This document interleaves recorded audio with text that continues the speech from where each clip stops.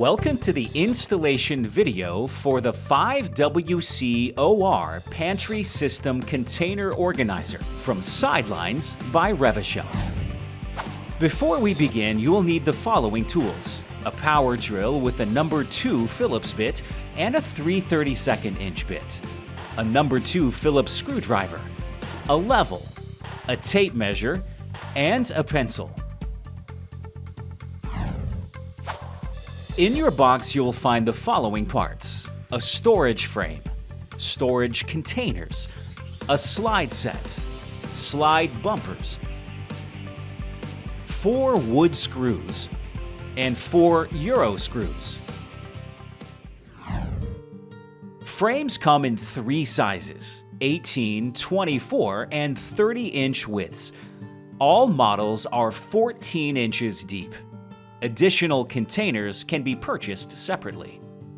Disengage the slides by pushing the black release lever that is located on the inner member slide and pulling the inner member slide away from the outer member slide.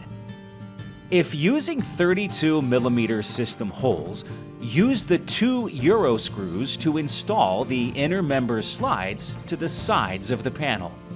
Slide the outer slide member onto the inner slide member. You will hear a click when the slides are re-engaged. Repeat on the other side. If your system holes do not align with the inner member slide holes, then you will need to install with a level. Position the center of the first hole at least 3/4 inch back from the front edge of the cabinet. This will ensure that the fully closed slide does not stick out beyond the cabinet. Next, measure and mark your front and back hole locations with a pencil. Pre-drill the holes using your 3/32 inch bit. Use the wood screws to secure the slide to the side panel.